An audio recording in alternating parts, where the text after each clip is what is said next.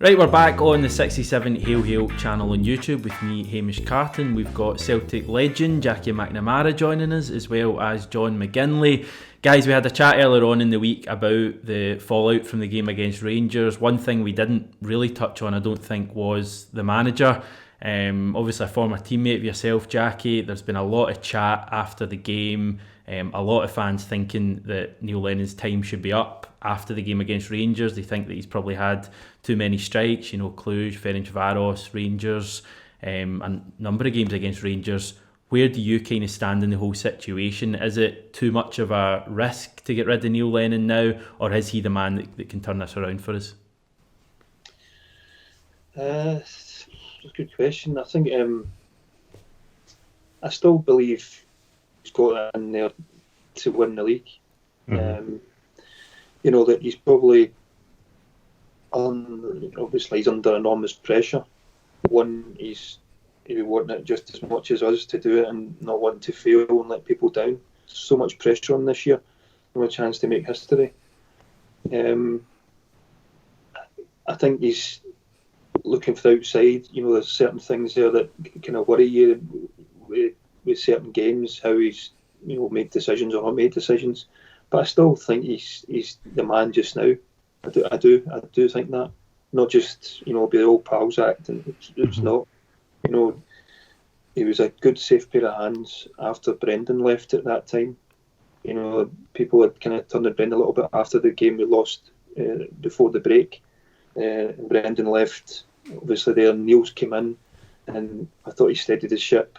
I could see signs that he was wanting to do things slightly differently in his way, putting more crosses in rather than possession based, back at the goalkeepers and up on the left hand side. Before you know it, it's way back the park. And I thought Neil would more kind of attacking, more put the ball in the box, go and attack things. And I think obviously the worrying bit is the last game there against Rangers was a worry that he didn't change it. He'd done it in the 84th minute. We went back to a back four, and we actually nearly scored right away. They put one ball, and Taylor clipped one ball into the two strikers, and worked across. And I think earlier on, and we're talking about formations and what you think play. People want 4-4-2. I think majority of the games at home, when teams are sitting in, we can see even some of the games away, like the St Johnstone game, go a 4-4-2. Because you brought Taylor in as a left back, but you're asking to be a left winger. And Laxalt coming in here, what is he? From the weekend, I don't know what he is. He didn't look like he can beat people out there. It's maybe harsh, it's his first game. It's a tough game to come into. Frimpong is an attacking right back. He's not a winger, but then you've got all the wingers in front that don't play as wingers.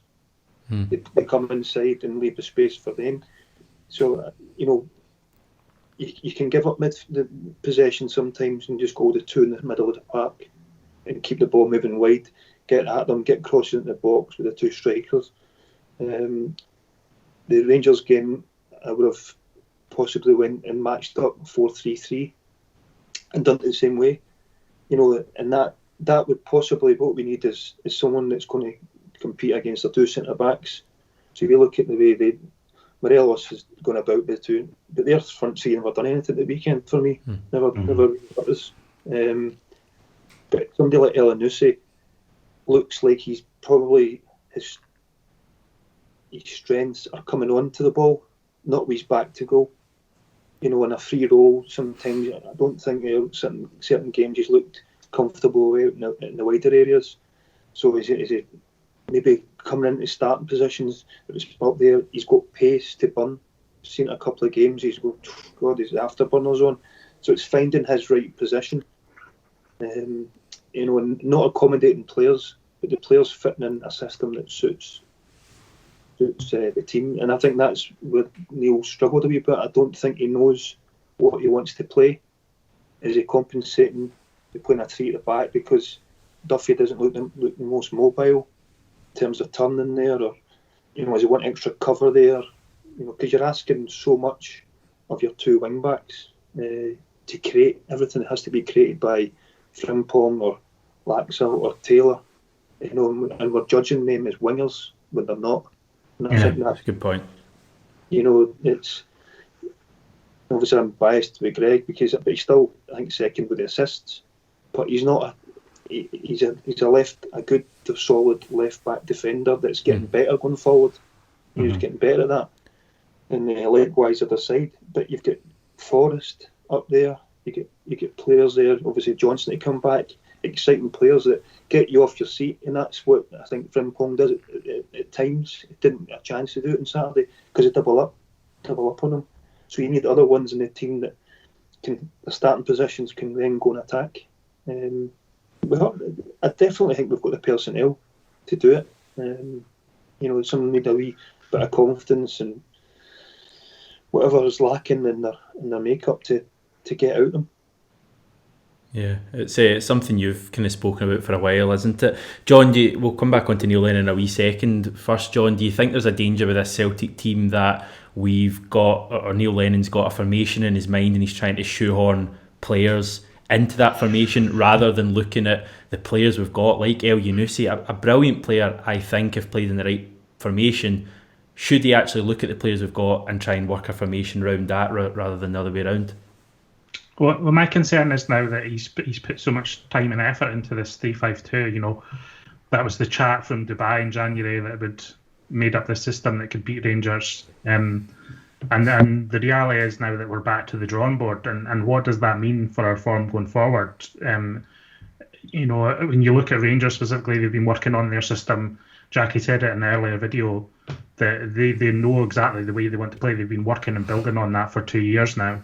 Lennon is back at the drawing board now in mid-season, and we might have the personnel, but my concern is, and directly with Lennon's future, and I actually agree with Jackie. I don't think it's time for Lennon to go tomorrow, or anything drastic like that.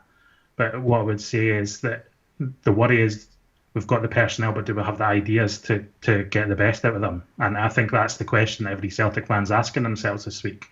And that's certainly the one that's been running through my head. And that's my worry. That's my worry, Jackie, that maybe Lennon's lost it a wee bit here. Maybe the criticism after Ferencváros was pretty over the top, and then he keeps playing the same players. Does he have the belief of these players? The concept of losing the dressing room. Is this all adding up to something terrible? What I want to ask you though, Jackie, is that you say Lennon isn't for the chopping block quite at the moment, and I happen to agree with you. But is the next few weeks now crucial? Is it make or break time for Lennon? Yeah. And to be honest, he's the figurehead. He's in charge. The buck stops with him. He's the one that gets the praise when it goes well and the trophies, and at the same time. But he has got other backroom staff there. Kennedy was there before with Brendan, and I'd love to be a fly in the wall. Me too, yeah.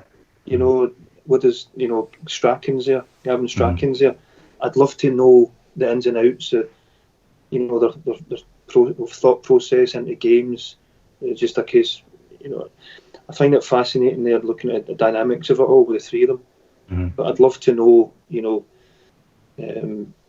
what the decisions they make, or is it just solely Neil making decisions? If do they have an input to shape or personnel or systems that they want to play, and when they're making changes, because obviously at the weekend they're looking there to see what he's doing, what they're doing, because it was a game before. It's one of the games, because it's different now, because you can hear the coaches.